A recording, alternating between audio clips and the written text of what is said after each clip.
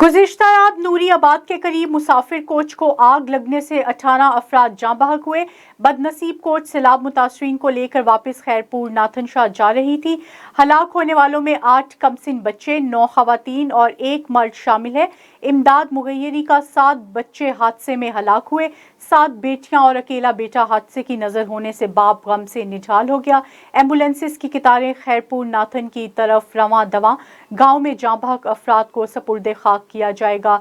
हलाक होने वालों में अबरीता, अफशां, शाहजेन, इकरा, सनम और दीगर शामिल हैं।